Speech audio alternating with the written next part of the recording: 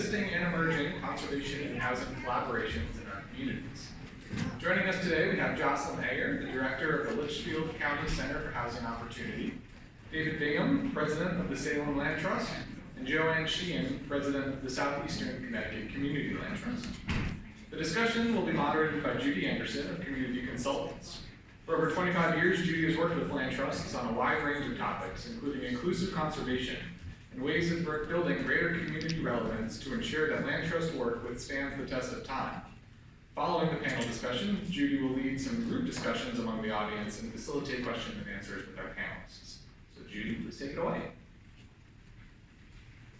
Thank you, everybody. We're in the home stretch here, but I guess all of us here are seeing this as the beginning and not the end in this discussion. And the idea is that the Connecticut Land Conservation Council is committed to keeping the conversation going, and so we're going to talk a little bit about that in the end, some of the partnerships today. So my job here is a pretty light job. I'm going to try and keep us within our time budget, make sure we have time to have one-on-one conversations between our seat partners afterwards regarding what's sticking, what questions you might have, what's been most useful, and then we'll share that back into the group and think about next steps. So we're going to start out with each of the panelists introducing themselves and their organizations.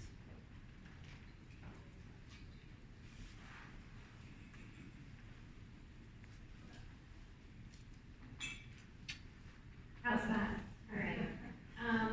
I'm Jocelyn from the Litchfield County Center for Housing Opportunity. We were created actually about a year ago to coordinate a regional response to Litchfield County's housing affordability crisis. We work with both municipalities in the region and also with our local nonprofit housing organizations to try to address that. I'm David Bingham, retired OBGYN, devoted my life to try to provide a better world for the thousands of babies that we delivered. Started the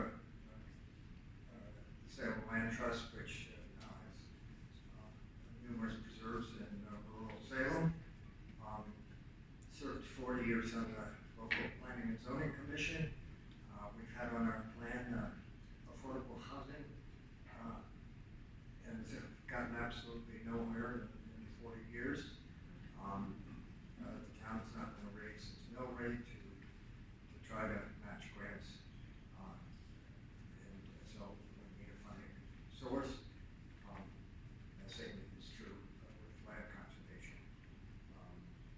So that's what brought me to wanting to, since both are needed for our community, and we need a different model. So that's where I'm at. Hi, Joanne Sheehan with the Southeastern Connecticut Community Land Trust. I live in Norwich. I had been involved in community land trust work in the mid-80s to 90s, and then went on other things, and then because of a need in our community, a number of organizations that kind of looked at community land trust as a way to kind of look at both urban, rural, and preserving farmland in the area. We began to organize at the grassroots level in 2017, and had our first annual meeting in 2019. So we are a regional nonprofit, and our mission is to hold land in trust for permanently affordable housing, land for food and open space, particularly open space in urban areas where it's not as available and accessible right now, and for community facilities. And we're a classic community land trust, and we talk about kind of what that means. We have a three-part board. A third of our board are the leasees, a third are members. We have an open membership for the county, and a third are public reps that bring in constituency and skills that the others may not have. And we really see ourselves as a very grassroots organization, and by the people, for the people. So involvement by the community is really central and foundational to the work we do. Because we're a regional organization, we have created a structure of chapters. So our New London chapter, which there are folks here from, It has been our first chapter because the need in New London, an urban area, mostly a black and brown community that's lost a lot of housing over the years, kind of that became the engine for it. But then, now we'll tell our story later with David and I doing some work in Salem. So community-based, part of our challenge is making sure that while we did a regional organization for kind of efficiency of scale, regional being the county, we really want to make sure that when we talk about community, we're really based in the community. And let's face it, as people talked earlier about 169 cities and towns, New London County is not people's community. It's where we live, but it's not kind of the community. Great, thank you. I wanted you to share a little bit about how the land conservation community that I work with is thinking about this issue. And Katie talked a little bit about that with David, as did Steve this morning. I'm getting calls about 2 a month now of people saying, how do we do this? This is important to us. Our staff can't live here. They can't live here in the state. What are we gonna do about our farm workers? Where are the elders gonna live? What happens when the elders retire from the farm? Where do they go? So the land conservation community, I think nationally, with the help of the Land Trust Alliance and some of the other groups, is really thinking about what does it mean to be part of the community and support the community where it is now, and to take it in a level where land is seen not as the answer, as we mentioned before, but part of the answer, and recognizing that increasingly there's gonna be give and take, right? This is not gonna be us against you, it's that we're collaborating for a shared good. And that often means a paradigm shift. So these people up here are gonna talk about some specifics about how they're dropping it on the ground. So did you wanna start out? So I've had the joy and privilege over the last couple years to work with 15 municipalities in Litchfield County on creating affordable housing plans or housing plans for their community. As you all may know, now by state statute, every town in Connecticut has to have an affordable housing plan. So many towns rush to get them done by last calendar year. One of the things that I tried to do as I worked in each of the communities, and I think we did really successfully in many of them, and lots of folks are here that I work with on various town plans, is have somebody in the land trust conservation community on the steering committee to help create the affordable housing plan. And that was really important, and it was great to have that voice at the table as we talked about the town's housing needs and how we could realistically accomplish them and not just keep talking about them. I understand I'm a land use planner by trade. I do work on a lot of plans, and I completely understand the frustration of creating a plan that is not implementable or that just sits around for a long time. So, one of the ways that we've started these conversations, I think, in a lot of the towns in Litchfield County are through the planning processes. So, the affordable housing plans, and again, having both conservation and housing and other community needs represented at the table when you're doing the planning process, and also, of course, plans of conservation and development. Obviously, when your town does that every 10 years, you want to, it's both conservation and development by name, and so, having those conversations about how do we think about land use in the town as a whole, and where the priority areas are for conservation, but also where the priority areas are for development. So I think those conversations are and have been happening, and that's a good forum for them. But more specifically, because I know there's a lot of frustration around plans and them not being implemented, we do have a lot of good examples in Litchfield County of projects that combine both affordable housing and land conservation. So a current example that's being built right now is the Litchfield Housing Trust is building 8 homeownership units that are, I believe, net zero. They've all got solar panels on the roof. And a portion of that site is preserved, and the Litchfield Land Trust will be holding that in conservation over time.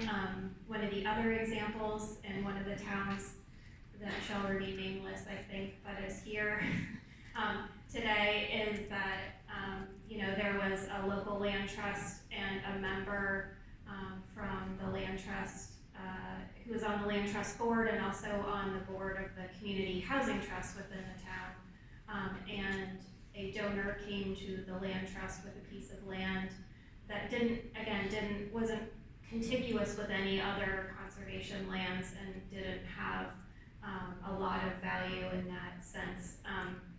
And the land ultimately was provided to the housing organization, donated to the housing organization. So I think those kind of collaborations, if there's crossover or communication between the land trusts and the housing organization within the communities, that is, again, something that is happening in a way for those collaborations to take place. One other thing I want to mention, then I'll let the other panelists speak. In Cornwall, Connecticut, as they were working on their plan of conservation and development, they did a mapping exercise, and Stacy is here from HBA. She did all the amazing mapping, GIS mapping for them, where they really had a community conversation and a mapping process around this. When we look at a map of our town, what's already permanently preserved, and then what is developable? Because many people, if they look at a map in their town and they only look at what's permanently preserved, it looks like there's a lot of space open that's developable. But if you take out steep slopes and wetlands and all of the other things that are really make land undevelopable, especially in a town without water and sewer, if you're looking at soils that could accommodate septic. Anyway, so I think mapping exercises like that, where you're really kind of looking at your community, you're looking at what's already conserved, what's already developed, and what the opportunities are for the land that's left over, and having a real conversation about, as Connie was pointing out at lunchtime, every piece of land has some conservation value, and every piece of land has some development value, but we have to have a community conversation about, how do we prioritize land uses in our towns. And I think the mapping exercises that Stacy at HBA helps us, make possible is, again, just having that community conversation about where we want to prioritize those needs. Can you just say what HBA is for those of us who don't know? Sorry, Housatonic Valley Association. Thank you very much. So, those of us that come from the land trust community, and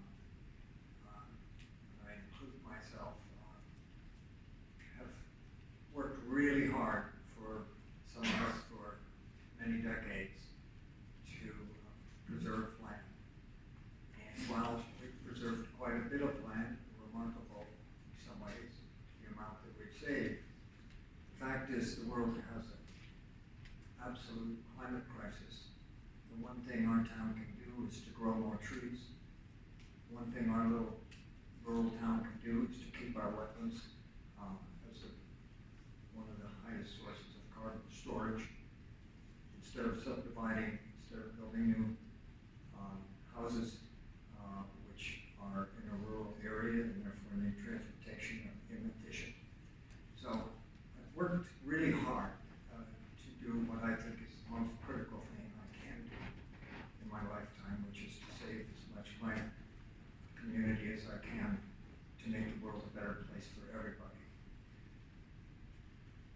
But 3 years ago, we had this Black Lives Movement, and it helped us begin to look at whatever we do with our lives and what is it doing, its impacts on others. And since climate is such a bad thing for all, and in fact,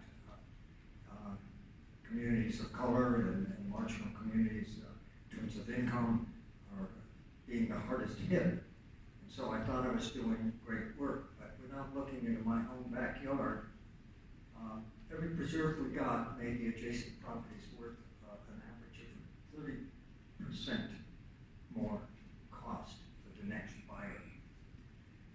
Essentially, what I was doing was gentrifying my community. I grew up with 30 farms in Salem, and there are now no dairy farms left. And what happened to that land was I helped the land trust and land trust community save as much as I could. But essentially, in doing so, I'm making the housing problem, which, as I said, I've been working on in the land trust, as a planning and zoning officer, board member, trying to do something about it. Trying to get the town to do it on a voluntary basis is unlikely to succeed. Some towns have done so, and I apologize for doing it, but it's difficult politically. It's also difficult in a town where we pay for everything with property taxes. Raise property taxes when people are already getting squeezed. They pay it even if they get sick, even if they get old and they lose their income. And so it's a big problem. So we have to do something to make it possible for my neighbors that grew up on farms and didn't have a second degree, but were smart and were hardworking and are part of our workforce. Many of them have inherited houses. I said nothing's been done by the town for affordable housing, but in fact, we still have a lot of affordable housing in Salem. It's not recorded by the state. We have it because there are dozens of elderly people that have already paid off their mortgages. They're not counted in the statistics. But when these houses come on the market, right now, the person that's got barely enough money to get that mortgage is now getting outbid by all these people that are coming in with a lot more money. And the next thing we know, the land gets, from a modest house, it gets flipped into a new mansion, and that's been happening all around us. But we still have a lot of houses available. So when one came on the market, and I happen to be sitting concerned because what I've been doing over these years is making it harder and harder for people to find housing by gobbling up as much land as I could, and I will continue to do so. But I have on my conscience now that I really have to do something. And then Joanne walked into my life and found a way that I could have somebody take on the responsibility of monitoring and assuring that the affordable housing is there, putting restrictions on the deed so that the next buyer could also be there. And I could serve like I have with the land trust as use what funds I have, if you borrow from the bank against your account, you buy a piece of property, I've sold them to the state, I've sold some to the Nature Conservancy, I've sold development rights on the farm I grew up with. Take that money and go to the next project and do the next. But this is not a model, as you've heard. To have an individual, even though I have the wherewithal to do it, others cannot. Communities can do this, and they should do this.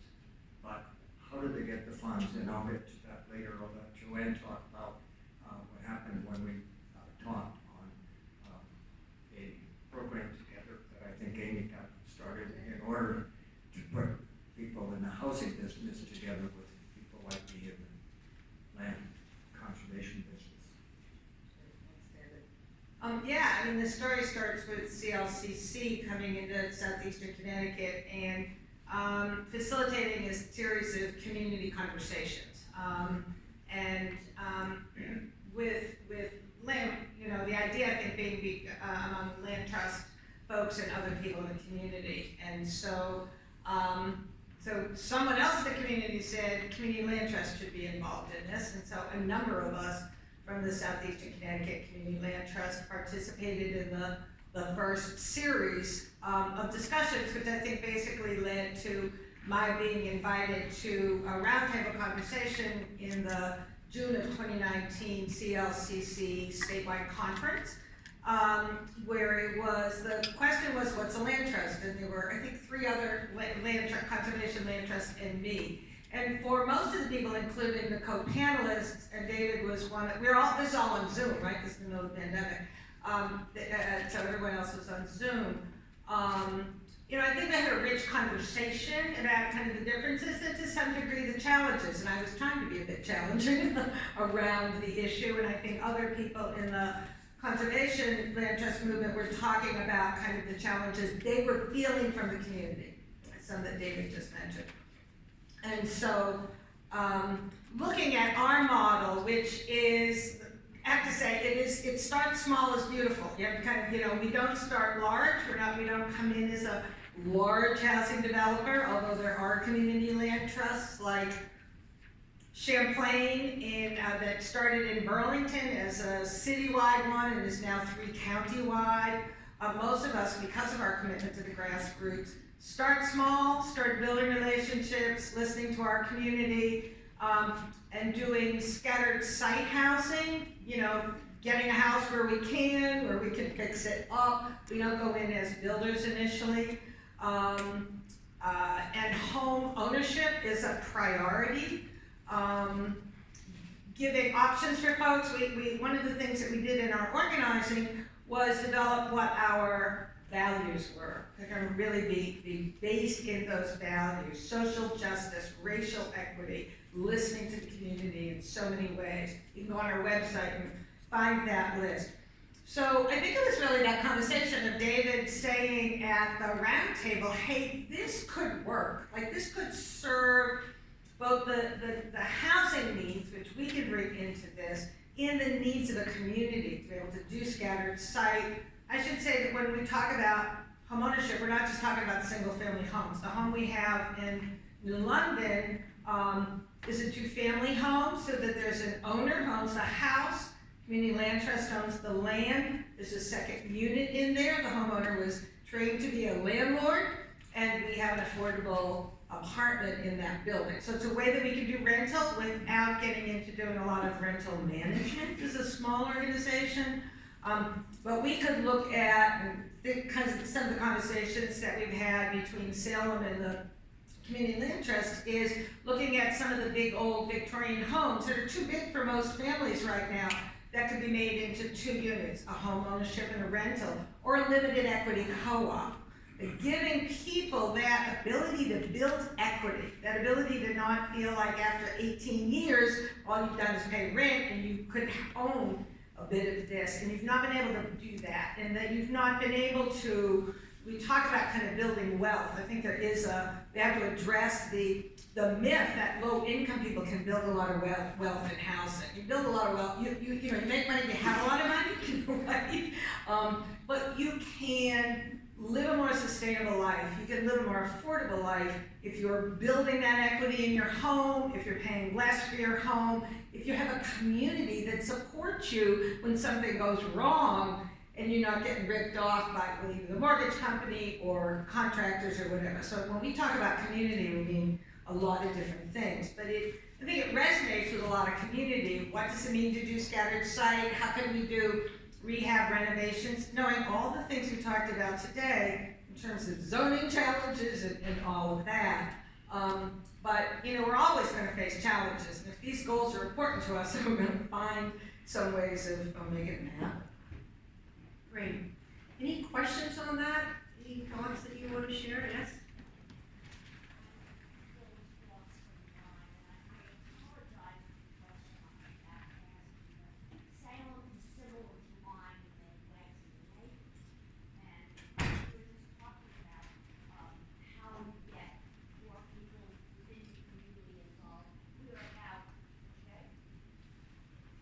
Question has to do with how you get the community involved, which everyone says is important.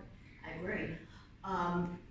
We are in the process of getting ready for our survey that will go into the plan of conservation and development. And we're thinking about what will help people, the majority of people, get on board and work with us. We know senior housing is important, and many people who have children who have not been able to come back to Lyme because it's so expensive. Those 2 things will work. But you said that one of the things that you were trying to get people in on is social justice. And this is my question. Is social justice a good way of bringing people in, or does it turn them off. As I say, I apologize for the question and stuff. I believe in social justice, but how does it help you with your marketing?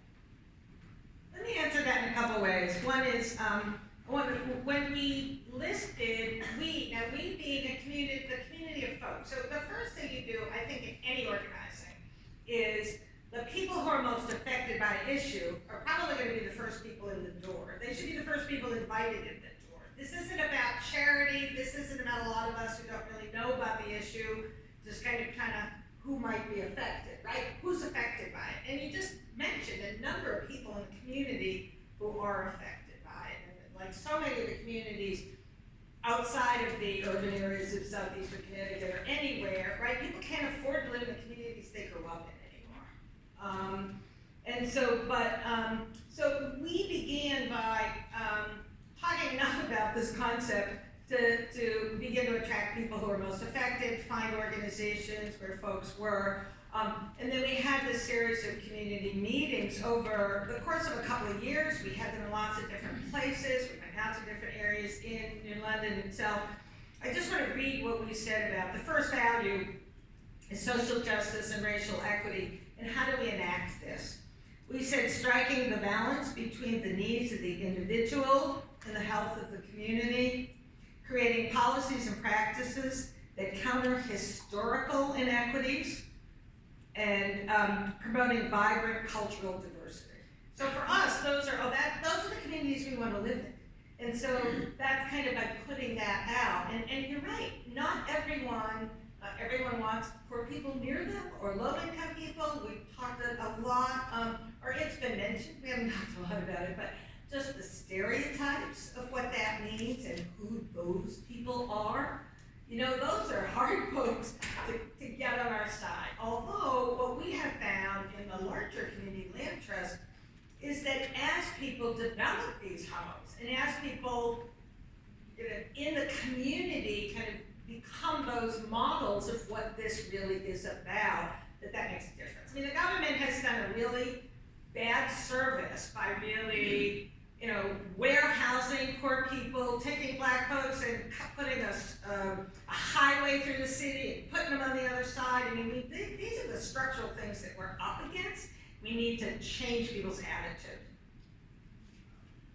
Let me just say, for the social justice part of what we're doing here, the thing that brought us together was a man dying who was a good friend who used to come on our land trust once, had a 200-acre farm, and a rundown farm because he had Alzheimer's, no wife, no children, and a conservator put it on the market, and my land trust friend says, oh, boy, this 200-acre farm is for sale, and then I found out conservator was going to sell it in 2 weeks, so it's a fire sale for $1.5 million. So unless you have some money aside already, it's going to be very hard to get this now. So I just took a loan out against my retirement fund and just made a bid of what I thought I could possibly get back for my, so that I could maybe do this again someday for $800,000. And I was able to get a cheap loan because it was a secured loan. And so I bought the farm, and I'm splitting off the 16 acres that are easily farmable, and the other 185 acres of forest.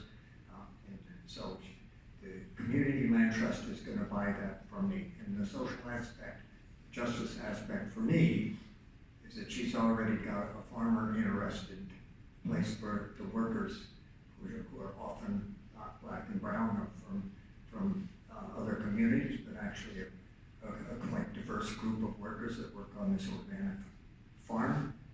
I know that they weren't wealthy, but they'll be able to put housing up for the local workers and keep the local workforce in our town. So it was really exciting when I found out that she actually had a buyer who was going to be able to provide some social justice to help to make sure that if the house needs more insulation, to get sure it doesn't have lead paint in it, to do all the things that I don't want to be doing and my town doesn't want to be doing. None of us want to be in the housing business. That's a big responsibility, but I do have a local committee that works with the community land trust, so we'll be looking out for whoever's in that house in perpetuity, that'll be the responsibility of that community. So I just want to thank David for that.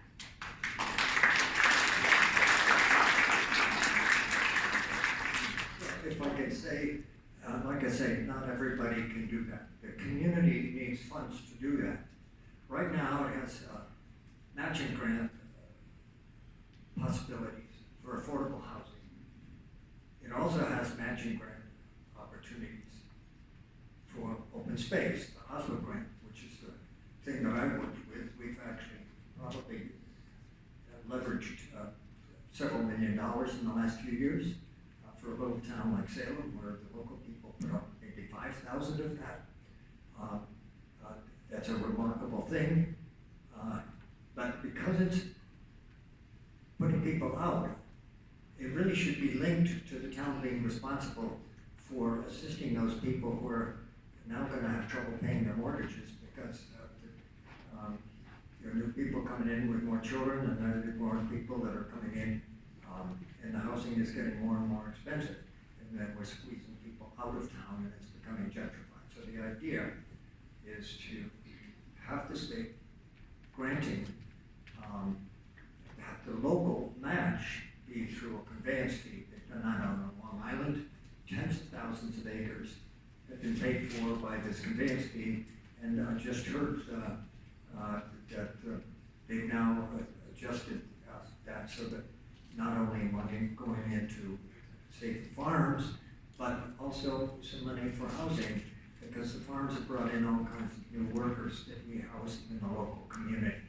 So one of the things is that if we link this, and we won't be going to the legislature, if we have the housing community and the open space community both going, and like the Community Investment Act, where some of your filing fees go into the OSWA grant and the housing grants, to have the, if a town that wants to have its own granting matching funds, if it had a steady stream of money coming in through a conveyance fee, it could do like Long Island has done, which provide thousands of acres of expensive land, protected forever, protecting the climate, protecting all of us, and at the same time providing local housing for the workers that are working on those farms. I think what he's talking about is the Community Preservation Act in New York State. Steve, do you want to, can I put you on the spot? Because you know this well.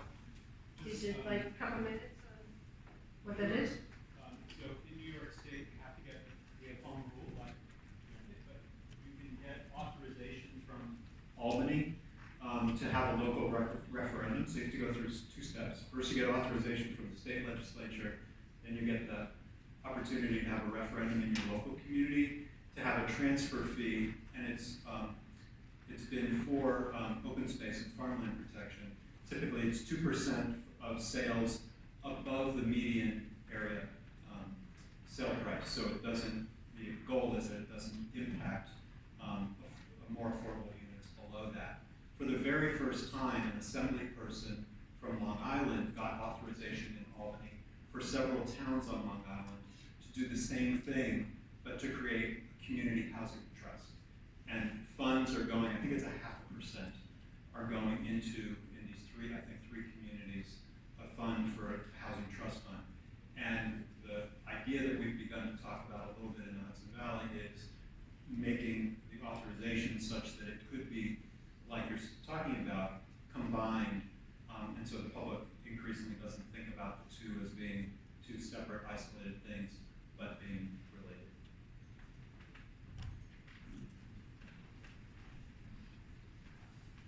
I might just say that the legislator I talked to that got that bill through the legislature 20 years ago, which has raised over $1 billion, not because the local people paid $1 billion, but because every dollar they raised locally with the conveyance fee raised about $3 to $4 in foundation, state, and federal matching grants. So it's a way that your community can bring in money, bring it in. You could require that bill, if we can get it through the legislature, to apply at least 20% or if it wants more for it's buying the land, but it's actually assisting housing so people can afford to live there.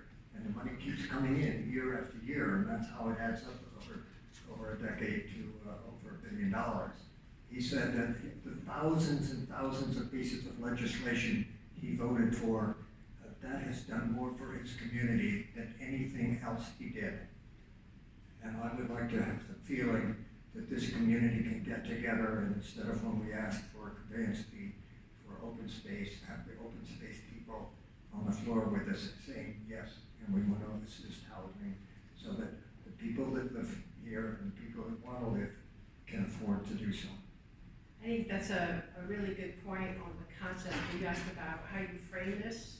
And if you've been listening today, there's been a lot of terminology talking about this. Our friends and our neighbors, right? My mother, my cousins, people who used to live here who can't. So refraining from othering and putting it into the context that people can relate to the people they know or wish could be here with us is one of the ways that we get around some of the fear and the othering that we're experiencing together. So telling those stories about the elder who passed away in that house now won't allow for a young person to come in, or with the farming community, they're aging out of farming and there's no place for them to go. Those are real stories that are happening all over the place, and yet that isn't coming up. Instead, this language that brings in fear. So I think that's one of your things. I saw a question out, we're gonna have time for that, but we wanted to make sure that Jocelyn had some time to talk about how do we replicate some of the things that she's been working on throughout the region. Yeah, and I guess what I was thinking about is, again, how do we, we talked about today being kind of the beginning of the conversation and building these relationships and trust between conservation organizations and housing organizations. And these are not my specific brilliant ideas. These are things that are already happening in many of our communities, but I think they could happen more and in more of our towns. So for example, I mentioned, I think one example in one town where there was somebody who was on the board of both the conservation organization in their town and their housing organization. Obviously that's ideal, and we talked about that a little bit, but it could also just be 5 minutes on the agenda of the housing organization to hear what the conservation organization is doing, and vice versa. So just finding ways of the communication to be ongoing and regular. One of our towns, the town of Cornwall, has annual town plan implementation meetings. So every year they revisit, how have we done to implement this plan that we took a long time to create, and each of the organizations that are tasked with certain goals in the plan, like the housing organization and the conservation organization in that town, come to an annual meeting on a Saturday where everyone comes together and says, how have we done this year to implement our town's conservation and development goals? That's been really great, again, just in terms of continuing the conversation about, how do we know what each other are doing and collaborate on those. Again, anytime there's an update of your town plan or your housing plan, the housing plans have to be updated every 5 years. So that's going to be coming along more often than the town plan does. And those are really opportunities, again, to continue the community conversation about priorities and maybe doing, again, a mapping exercise. And then one more, another example, the Cornwall Conservation Trust this year devoted their annual meeting to talking about how housing and conservation efforts are really not in conflict. Affordable housing and conservation, there is no conflict there. We can work together, one of the things that the president of the Cornwall Conservation Trust suggested, which is my last idea here, has been brought up again today several times, is conservation organizations and housing organizations in a town can come together and advocate for different zoning policies to make sure that that you're focusing your housing, if you can, in areas that, your town center, your village center, so that you can preserve the places outside of that area if you can. So again, having bringing those conversations together around, on a regular basis, around kind of some zoning tweaks that could happen that would facilitate that, I think would be good ways of, continuing those conversations in each of our communities. Great, thank you. Any questions or thoughts on those insights? No? Well, we wanted to take a couple minutes and have you talk with the person next to you or behind you, depending on how you're sitting. Some of you are space listeners. And take a moment and talk about what's resonating with you. What's sticking? Or what are you wanting to know more about? Like, that sounded good, but where's that happening? Or I really don't know what the heck you're talking about over here. So if you could take maybe 5 minutes or so talking about that, and then we're gonna ask you for some of your insights and see where we're landing on some of this, and if there's an opportunity to carry the conversation forward in different ways. So ideally this is in groups of 2, because that gives you more chance to talk, but if you're in groups of 3, that's fine too. So again, your task is, you may have to move closer. What's resonating? Do you have any questions? Is there anything that you want more information with you're feeling uncomfortable about? We're gonna try and wrap it up.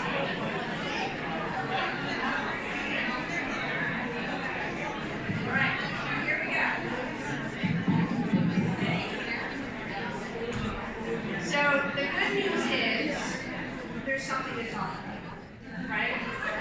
That's actually great. If you all sat there and sort of stared into the sky and were sad, it would be concerning, right? But there's lots of smiles and there's lots of conversation. And so we thought we'd take a couple minutes just to share some short insights. And then the panelists are going to give you just a couple short insights on their own. And then Amy from the Connecticut Land Conservation Council is going to wrap up the day and talk about some next steps. The next steps are important, okay? So Erin's going to run the mic. Is there anybody who would like to share, this is a critical thing, what you heard, not what you said? Okay?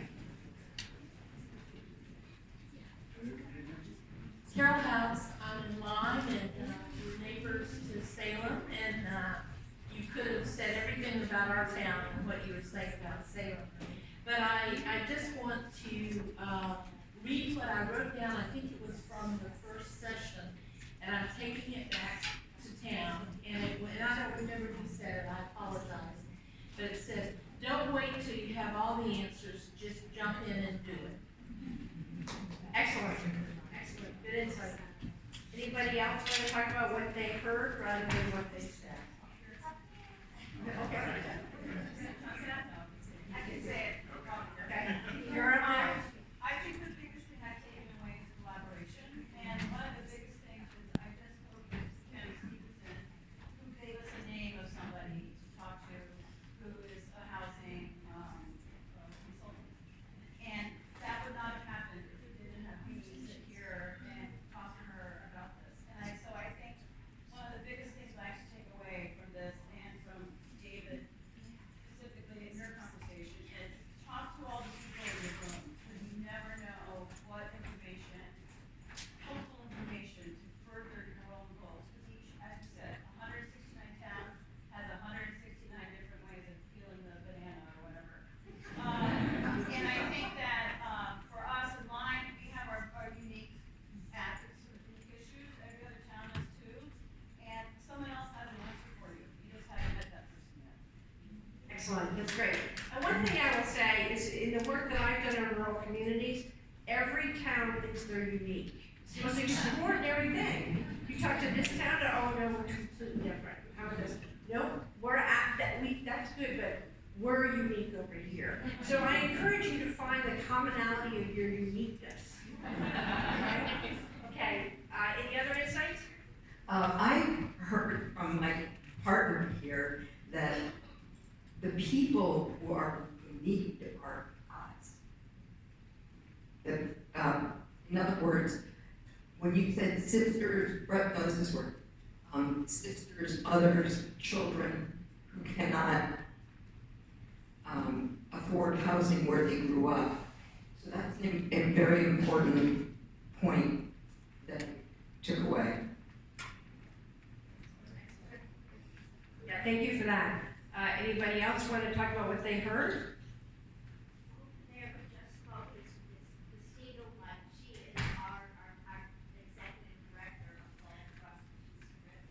I've had it in my head now, do-less list in my head, that you really should talk to Christine about where you're going. And now it's at the top of my list of goals. You must immediately sit down. Talk about your list. That's great. And actually, that's a really good point. Write this stuff down. If you're like me, my memory is, right? So I encourage you to jot down ideas.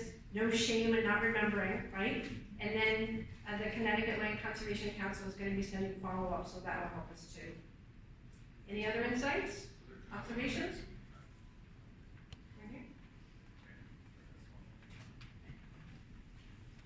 Okay, so we were talking about the 3 legs of the stool, and the hardest part of this whole entire project, if you will, is getting the community on board and not having them buck up against all of the components, especially the affordable or the housing, the fair housing, the affordable housing. A lot of people really get that, not in my backyard. They think it's all these people, but it's not. It's our brothers and our mothers and our sisters. It's the aging. It's the kids coming out of college with exorbitant student loans. It's people who have cancer who are paying bills that now they don't have the money. It's not just poor people. It's everybody who needs this housing. So, as a real estate agent, I see it every day. Isn't there anything on the market? Nope, sorry, can't help you. There's nothing available. And we need to build houses that people can actually afford because they're not out there. Yeah, great. And I think that this is a personal thing. The criminalization of the poor is something we have to stop, right? We have to use the mention of that. But that's not by accident. And land trusts can do a lot in how they talk about who they're serving and who needs to be served, and vice versa, bringing in the other people. So I think we have to start both showing what can be done and who needs this and who's been left out in ways that gets away from the jargon and the fear and recognizes that we can no longer blame poverty on those shoulders that it rests. Okay? You had something over here? You know, based on what you just said, there are a couple things I want to say, but you just brought up another one. And I talked to, was it Jim? I can't remember what acronym, but he is right on the slide, and I spoke with him about it, because it says, he wrote, these towns are burdened with this, having to have low-income housing.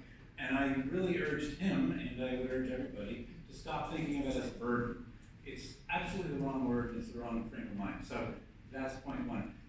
My other point that I heard mentioned several times, and I've seen it myself, so I'll just try to enunciate it, and that is the POCD, Plan of Conservation and Development. That is the document, several people mentioned it today, that has to be redone every 10 years in every town, so it comes around again, slowly. But that's a place where, again, something else somebody said earlier, how can we do something about this? Well, that's a place where you can do something, because they're constantly asking for input on that in each town. And the town is burdened, they are burdened to pay attention to what they put in their Plan of Conservation and Development. The zoning board will look at their Plan of Conservation and Development when a proposal comes up. So if you have managed to move that Plan of Conservation and Development toward having low-income housing in your town, in a particular area, when a proposal comes in that particular area, then there's a much greater likelihood of having it happen. So that's what I'm taking away and hopefully. You know, that makes me think about the national wealth transfer that's happening. I assume you are aware of this, and that we're talking about it in the conservation sector, and the housing sector. Enormous wealth transfer, enormous real estate transfer. There are opportunities, and we did hear a few examples of if a house is given to a conservation land trust, that they would consider transitioning it into affordable housing as opposed to selling it at the highest use. That's a board and staff decision, a policy decision, but not a lot of land trusts are having now. They're thinking, oh, we could sell that house for $1 million, and that would help our mission. But if we begin to think about, as organizations, how do we begin to support each other, there's an opportunity to begin to have that conversation with your larger community and explain that this is an opportunity as well. I just drop it out, and here's to you. Thanks, Erin. I just want to express my gratitude actually to the Trust for Public Land, the Land Trust Alliance, and to CLCC for having this summit today, because I really appreciate the way that CLCC has been a thought leader, but also paid attention to the incremental ways that we can, start to make progress. And so, as somebody who you might be aware leads like a new board member boot camp, I'm always designing slides that are talking about what land trusts do, and I think that by continuing this conversation and the different activities that you'll do to carry on from here, that we can really make this part of the normative work that land trusts do. So thank you for that, thank you for starting the conversation, and thank you for carrying it on. This is a thank you that comes with a request.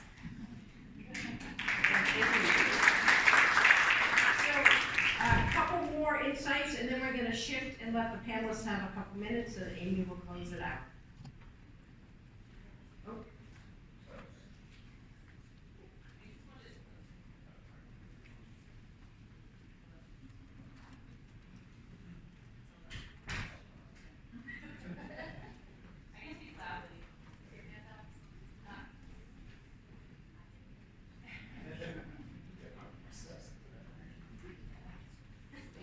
I just wanted to go right back to the beginning, and I know one of the gentlemen at the beginning, I can't recall if you led the, one of the affordable housing, sort of legislative advocacy groups, just went back and said the most that somebody was able to accomplish was through legislation. And I think this gentleman up here said the same thing, and I just feel like it's great if we're all collaborating and working together, we're gonna achieve so much more, but we also need to get legislation to really support all this work and to have more funding to back us all up, because one struggling nonprofit helping another, could achieve a lot more with some more support funding. So, hold on, there was Lawrence, and then someone over here, yep, in the back, and then two up there, and then we're done.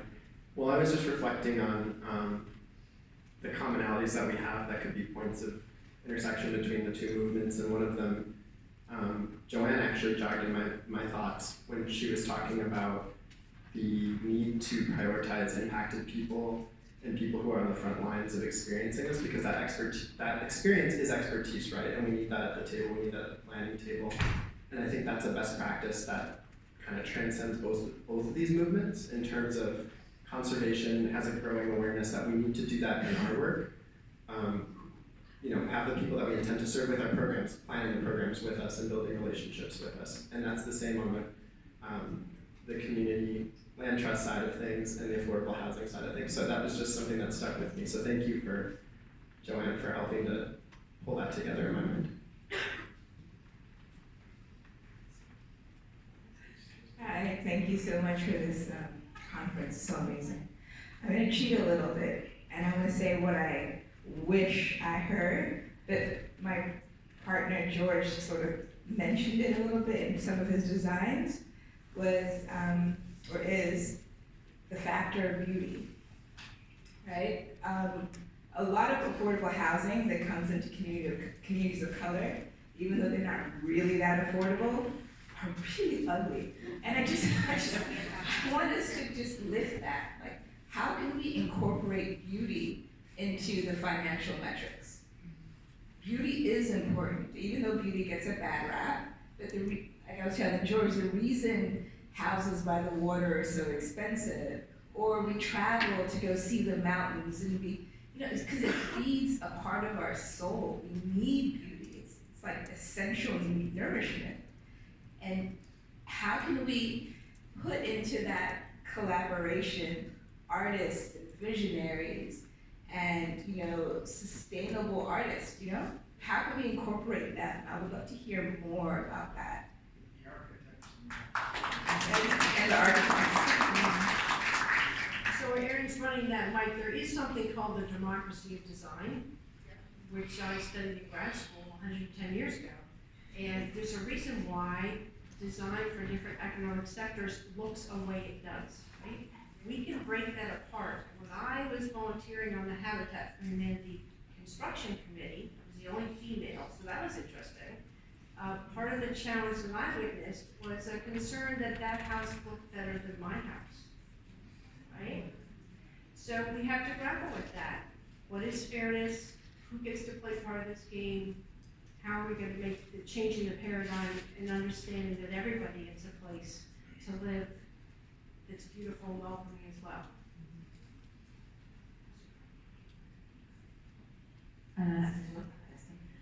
My name is Lynn, and I am also from the Lime Land Trust.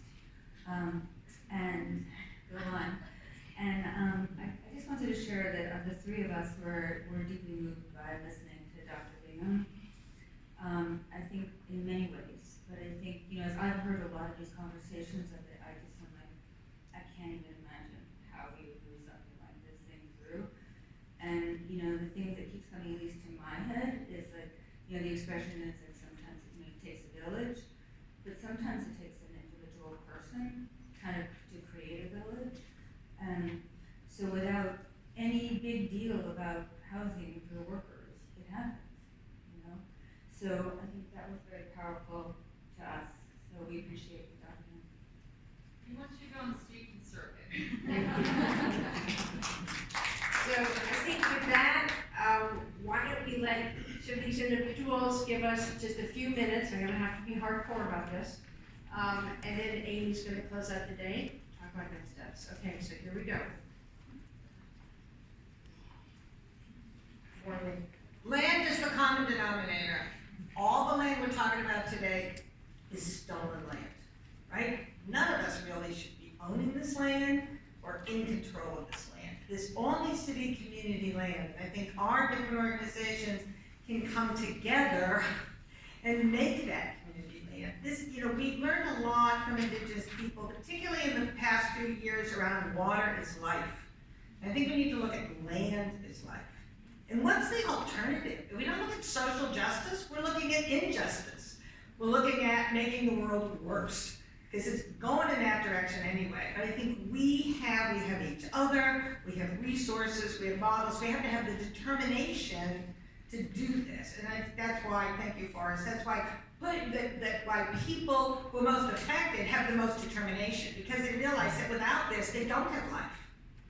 That they don't. And when people are spending 50% or more on their housing, they don't have life, they don't have good food, they don't have a lot of other things. And we are people who can help make